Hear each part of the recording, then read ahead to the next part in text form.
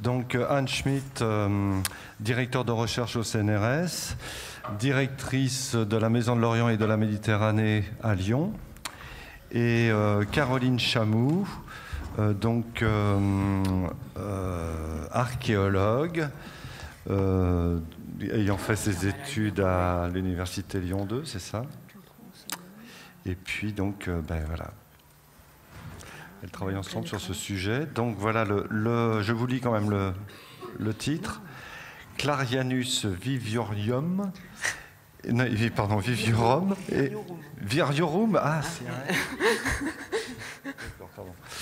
Ça a été mal tapé. Et les autres? Alors, et les autres? Bon, 2 points. Première remarque sur les briques et tuiles gallo-romaines estampillées de la région Rhône-Alpes. Je crois que c'est ça, surtout. Lyonnaise, pas Rhône-Alpes. Ah non, c'est marqué Rhône-Alpes, là. Ah bon.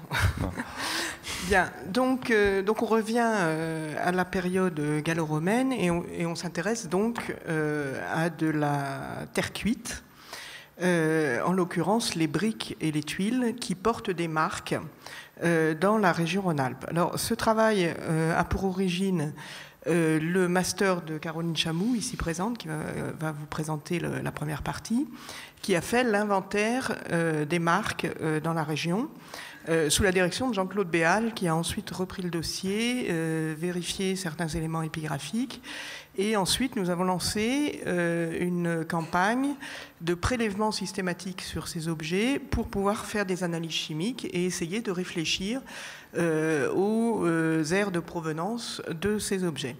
Donc Caroline va commencer par vous présenter l'inventaire qu'elle avait fait justement sur les principales marques, et puis ensuite je vous présenterai les résultats de l'analyse chimique. Donc je te laisse la parole. Bonjour. Donc, dans un premier temps, je voudrais vous présenter donc, la constitution du corpus et quelques remarques et problématiques autour de ce sujet. Pardon. Puis je vous présenterai l'exemple donc, de 4 estampilles à Lyon. Ce corpus donc, a été constitué en 2010, il a été complété depuis. Et comme vous pouvez le voir sur la carte, donc tous les points en rouge sont les endroits où on a trouvé des estampilles sur tuiles, briques ou antéfixes. Donc c'est 500 fiches dans l'état actuel de cet inventaire qui correspondent à 70 marques à peu près sur toute la région Rhône-Alpes et qui correspondent donc soit à des objets vus dans les différents musées de la région ou provenant de sites, donc dans les dépôts archéologiques, entre autres, mais aussi beaucoup de mentions textuelles, donc plus ou moins anciennes. Et vous pouvez voir donc, sur l'image de droite un extrait d'un ouvrage du début du XVIIIe qui montre donc, qui reproduit des tuiles marquées, des briques ou carreaux marqué Clarianus et Caesarkensem, donc trouvés près de Vienne, à Loire-sur-Rhône. Donc on voit que cet intérêt est quand même assez ancien. Et par rapport à la carte, ce qui ressort principalement, c'est donc la diffusion par les voies d'eau principalement, enfin, en tout cas que les points se trouvent principalement autour des axes fluviaux. Par rapport au marquage, donc bon, le processus de marquage se fait bien sûr avant séchage avec une matrice qui imprime donc soit des lettres en creux comme vous pouvez le voir sur l'image du haut, soit un cartouche en creux avec des lettres en relief à l'intérieur. Pour les tuiles, on les trouve sur l'endroit, toujours sur la face externe. Pour les antéfixes aussi sur la face décorée, disons, et pour les briques et tubulures, sur le côté le plus large, évidemment, puisque ces marques peuvent être assez grandes. Ici, je voudrais juste vous parler de quelques premières remarques, observations qu'on peut faire en général sur les estampilles. On voit que les antéfixes, donc qu'on voit ici en bas, je suppose, pour si j'en ai quelqu'un ici, qui sont donc des ornements de toiture, et les tégulés n'ont jamais, en tout cas jusqu'à maintenant, les mêmes marques. Donc, il y a des ateliers qui produisent les antéfixes et d'autres qui produisent les tuiles. Une autre remarque, oui, bien entendu, donc tous les tuiliers ne marquent pas. On suppose que voilà, on a 70 marques, mais ça ne correspond pas à seulement 70 ateliers. On ne connaît pas la fréquence de marquage, et c'est un des problèmes les plus importants et qui peut être assez intéressant. Donc, est-ce que ce marquage se fait toutes les 100 tuiles, admettons? Est-ce que ce marquage se fait par lot pour un envoi? Est-ce que ce marquage se fait chez certains tuiliers? Bon, c'est une question assez intéressante. D'autres questions autour de l'organisation de l'atelier, entre autres, qui marque ces tuiles et briques? On ne le sait pas. Et d'autre part, à quel nom? Donc, est-ce qu'il s'agit de l'artisan qui marque à son nom? Est-ce qu'il s'agit de l'artisan ou quelqu'un qui marque au nom du propriétaire? C'est une question également intéressante pour laquelle on peut apporter quelques éléments de réponse par l'étude grammaticale, on va dire. Donc, en général, quand on trouve du nominatif, on pense qu'il s'agit de l'artisan, parce qu'avec un sous-entendu donc de fait quitte, donc telle personne a fait cet objet, et quand on trouve du génitif, on le verra dans les marques qui viennent, on suppose que c'est le propriétaire avec un sous-entendu de depuis l'atelier de et génitif. Donc bon, rentrons dans le vif du sujet avec le premier exemple. Donc à Lyon, la marque CCCAL. Cette marque s'explicite en Colonia Copia Claudia Augusta Lugdunum. Donc c'est la marque Ville de Lyon, en fait. Elle est tout le temps présente sous le même format, donc une couronne avant la première lettre et une palme à la fin. On a peut-être... non, en anglais. L'intérêt de cette marque, entre autres, c'est qu'on possède des contextes de découverte. On a 14 objets qui sont présents au Musée gallo-romain de Lyon pour celle-ci. Donc oui, des contextes de découverte, d'une part rue des Farges, dont Benjamin avait parlé un peu plus tôt, d'autre part sur la fouille du théâtre à Fourvière, et après quelques objets donc, qui sont présents, qui ont été trouvés à Lyon, mais dont on ne connaît pas le contexte précis. Autre chose intéressante de cette marque, c'est que, pour une fois, et c'est bien la seule, elle nous apporte un terminus postquem, puisque ce nom, donc Colonia Copia Claudia Augusta Lugdunum, est le nom qu'on donne à Lyon à partir du règne de Claude. Mais surtout, donc, l'intérêt principal, c'est qu'il s'agirait d'un producteur public, puisque donc c'est la marque de la ville, de la cité. Il existe d'autres exemples de marques de cité en Aquitaine, notamment avec un RPCC qui est Res Publica Colonia et le nom de la ville dont je ne me souviens plus. Une autre marque dans le Diois, VOC, donc VOC, qu'on suppose VOC pour Vaucons. Bon, c'est bien sûr toujours des hypothèses, mais pour CCCAL, c'est très clair. Une des questions, c'est à quoi correspond cette marque publique? Est-ce que ça sert à marquer le caractère public du bâtiment dans lequel ça part? Est-ce que ça sert à marquer le monopole de la ville sur un chantier en particulier? Donc, par exemple, les thermes ou le théâtre ou n'importe quel chantier sur lequel on pourrait le trouver. Ou est-ce que on peut en tirer seulement que la ville possède une zone artisanale dans la région lyonnaise? Benjamin en parlait aussi. Et on ne connaît pas les endroits dans tous les cas.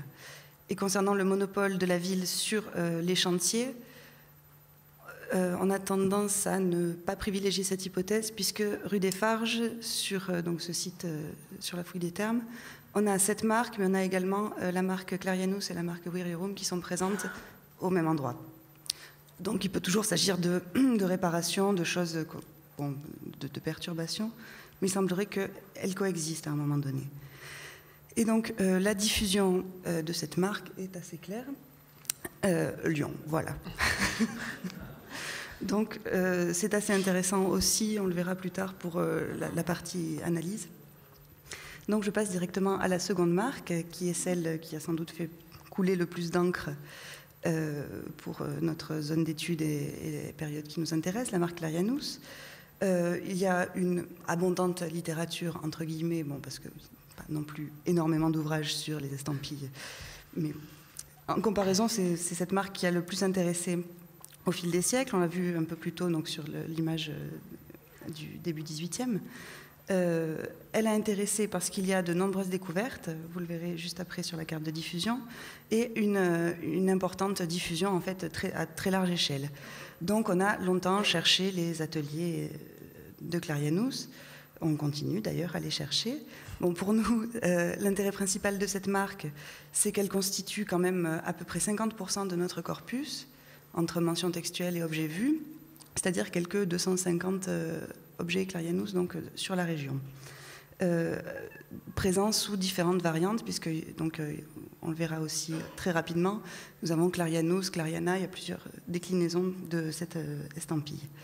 Et il s'agit ici, autre point intéressant, d'une marque donc, de l'artisan, comme je vous ai dit tout à l'heure, puisque donc, le nom est au nominatif ici, et sous-entend très probablement fékite, donc a fait.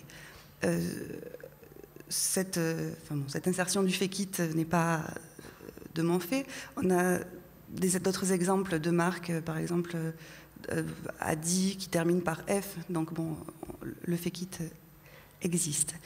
Ici, concernant donc, l'abondante littérature, une carte qui est issue de l'ouvrage d'Alain Bouet sur les matériaux de construction en terre cuite dans les thermes en Narbonnaise. Donc notre zone d'étude marquée en rouge, et donc tous les points de découverte de cette marque Clarianus sous ses différents formats qui vont depuis le Jura au nord jusqu'aux Bouches-du-Rhône au sud, donc une diffusion extrêmement importante.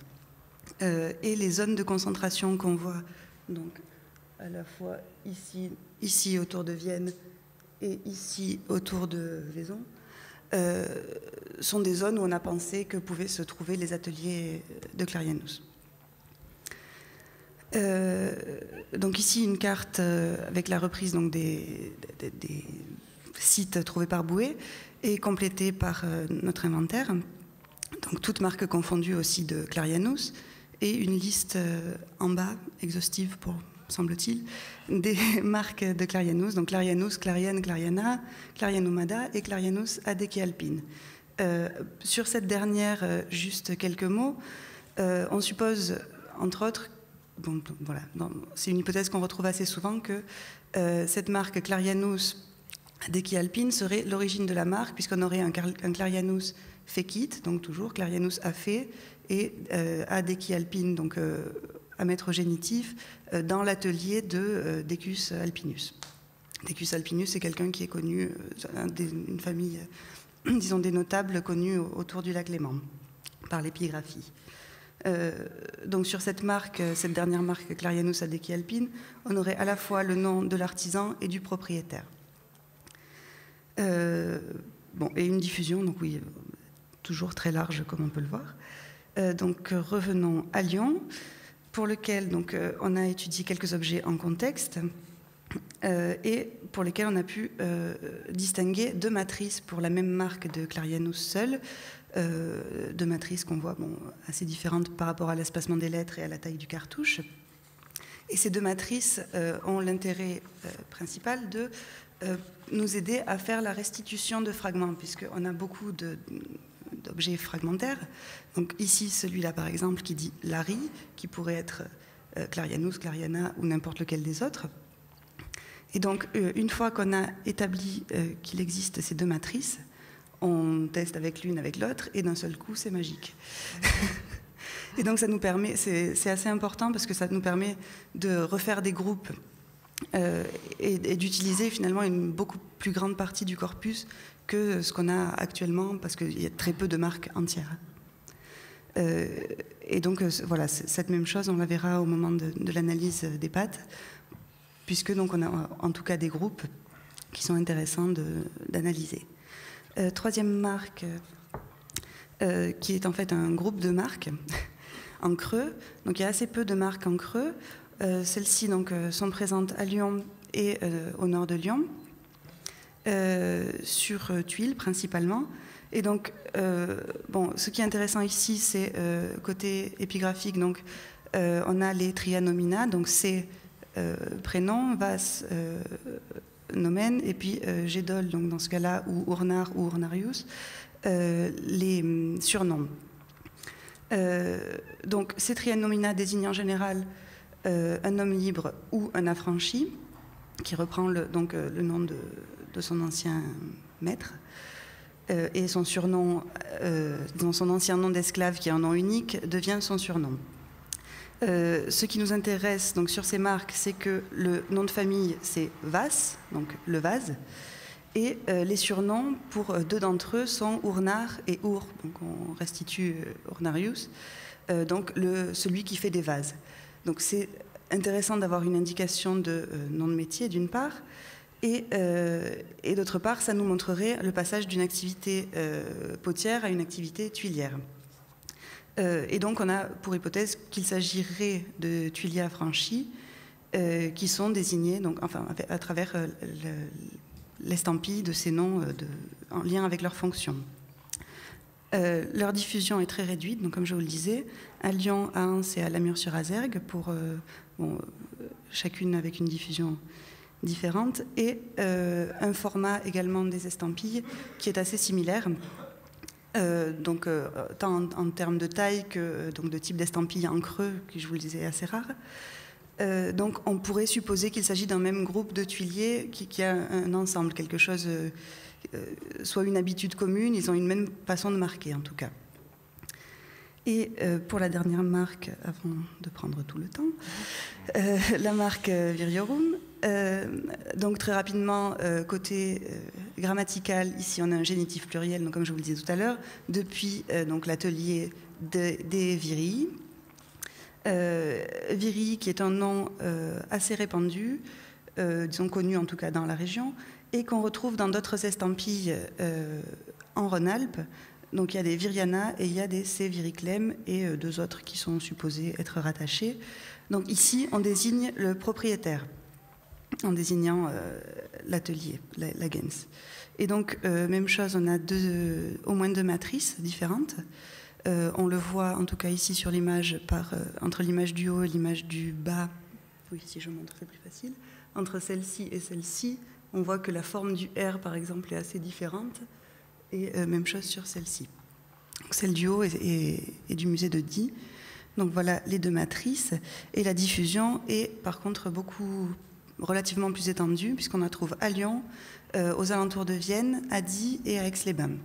Donc on a 4 groupes assez différents. Et je passe la parole à Anne-Schmidt. Alors donc moi je vais vous parler de choses beaucoup plus parlantes. Je tenais à vous montrer ce tableau de chiffres qui est particulièrement parlant sur la composition chimique de ces objets.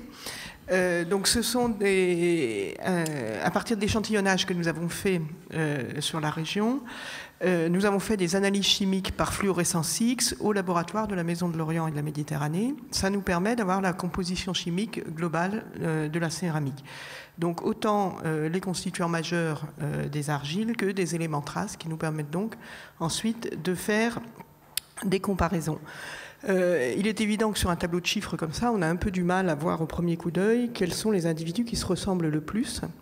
Donc on travaille en utilisant des méthodes statistiques de classification des données. En fait, c'est simplement des soustractions et des comparaisons d'individu à individu qui nous permettent de rapprocher ceux qui se ressemblent le plus.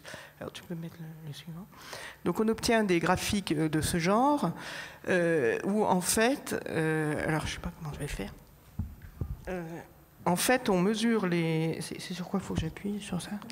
Voilà. On mesure les différences de composition chimique entre chaque individu par rapport à tous les autres et on rassemble ceux qui se rapprochent le plus. Donc ici, par exemple, vous avez ces deux individus qui sont ceux qui, chimiquement, ont la composition la plus proche. On fait ensuite la moyenne de la composition chimique de ces individus et on recompare à tout le reste. Et de proche en proche, on peut donc faire des groupes d'individus qui se ressemblent. Donc ça, c'est pour expliquer le principe, parce qu'on a vu un graphique de ce genre ce matin, et j'ai vu qu'il y en a qui ouvraient des yeux ronds. Donc je me permets de vous le réexpliquer. Voilà. Alors ce qu'on voit dans ce graphique, donc là, qui comprend uniquement les objets trouvés à Lyon. Dans ces objets trouvés à Lyon, on a mis des exemplaires des CCCAL, et puis il y avait des Viriorum, il y avait des Sévage-Gédol, et il y avait bien sûr des Clarianus. Vous voyez, les barres jaunes représentent en fait tous les CCAL qu'on a dans ce groupe. Et ça nous permet de dire que finalement, notre groupe lyonnais est bien homogène. On est sûr qu'il est lyonnais parce que ça j'aime bien, c'est marqué dessus. Donc vas-y, mets-moi le... voilà, oui, non, oui, c'est bon, reste là. Donc, ça nous permet, vous avez en haut les moyennes des compositions chimiques, ça nous permet, nous, de caractériser parfaitement le groupe lyonnais. Sauf que quand on y regarde de plus près, on s'aperçoit qu'il n'y a pas que des CCAL dans ce groupe, et il y a des Clarianus dans ce groupe. Donc ça, c'est un scoop, puisque jusqu'à présent, les hypothèses sur l'origine des Clarianus se situaient plutôt dans la vallée du Rhône, plutôt du côté de Saint-Rambert d'Albon, où on aurait le site figeliné de la carte de Peutinger.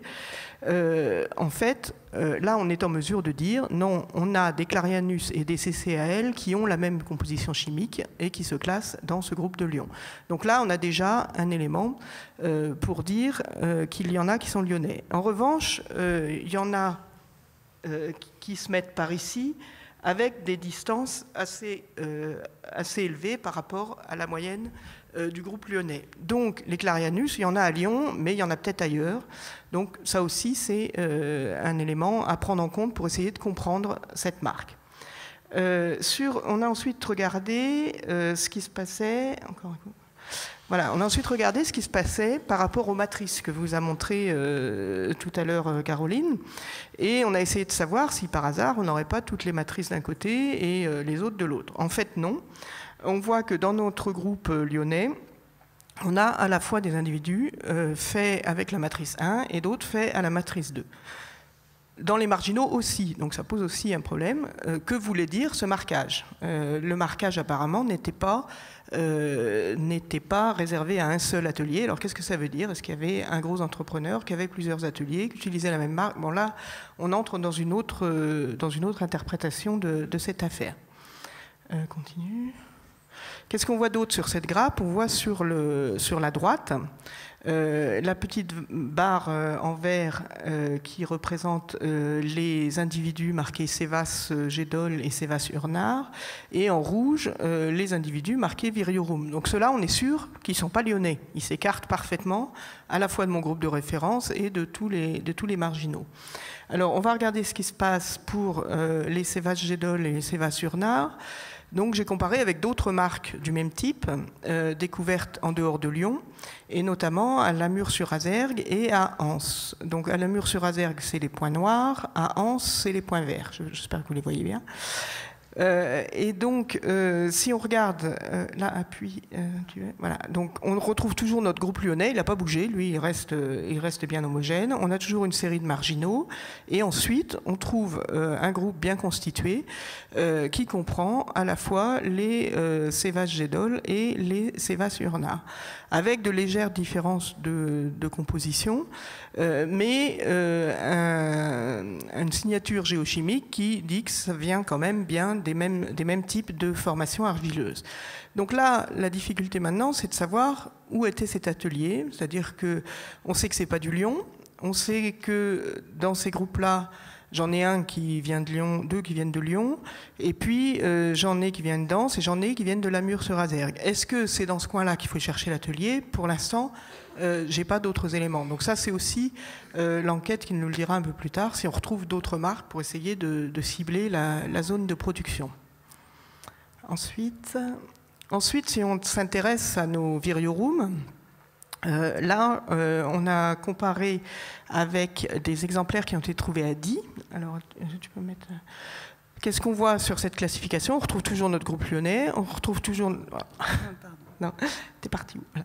On retrouve toujours nos groupes lyonnais, on retrouve toujours nos marginaux, et sur la droite, on retrouve un ensemble qui comprend des échantillons marqués Viriorum trouvés à Lyon et d'autres trouvés à Die. La difficulté, c'est qu'on n'a pas encore eu le temps de regarder quelles étaient les matrices qui se classaient à tel endroit. Donc déjà, ça, on a vu qu'il y avait 2 matrices sur les Viriorum. Là, on n'a pas identifié sur la grappe desquelles il s'agissait.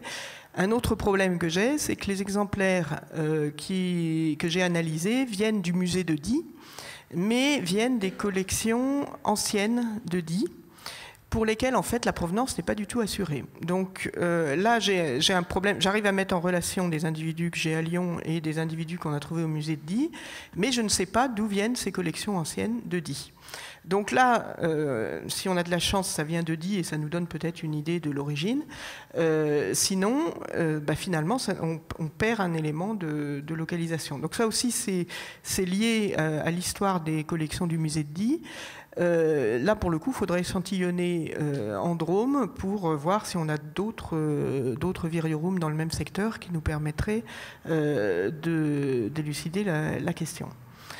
Alors, pour conclure, et Caroline me complétera si j'oublie des choses, d'abord, quand on regarde l'approvisionnement de Lyon en matériaux de construction, finalement, on n'a pas énormément de sources différentes de matériaux. On a du Clarianus, on a des CCAL qui sont en plus dans le même groupe. Donc on a, à mon avis, un groupe de production locale qui approvisionne la ville de Lyon. Ensuite, donc on est sûr que CCAL et Clarianus sont produits avec la même argile sur Lyon. Pour Clarianus, il apparaît également qu'il peut y avoir d'autres ateliers ailleurs qu'à Lyon. Et notamment, il faudrait regarder par rapport donc, aux autres matrices. Je ne sais pas si vous avez vu sur la grappe, il y en a quelques-uns où les matrices étaient différentes, plus petites, etc. Il y a tous les problèmes des variantes. Donc là aussi, il y a tout un problème, quelque chose à compléter, rien que sur les Clarianus. Et puis ensuite, il y a tout le problème de la vérification justement de ces matrices et de la lecture des marques. C'est-à-dire que très souvent, on nous dit Aix-les-Bains, il y a telle marque, etc. Mais en fait, la marque a déjà été extrapolée et pour être lue et publiée. Et quand on revient à la matrice, on s'aperçoit qu'en fait, ça ne correspond pas à ce qu'on a. Donc ça, c'est toutes les vérifications qu'on est en train de faire avec Jean-Claude Béal pour arriver à stabiliser un peu nos groupes et à comprendre ce qui se passe. Voilà à peu près pour la démarche suivie, sachant qu'on a encore analysé beaucoup d'autres marques et que tout ça est en train d'être dépouillé. La difficulté, comme je le disais, c'est que tous les ateliers ne marquent pas, c'est-à-dire que j'ai analysé certains ateliers de tuiles et de briques, mais qui ne sont pas marqués, donc cela ne me permet pas de faire une référence, donc ça c'est un petit peu difficile.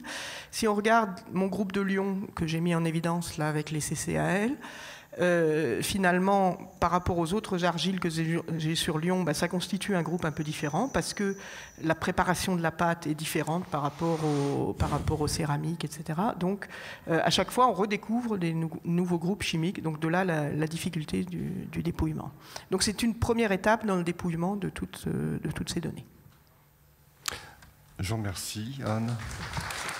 Et Caroline.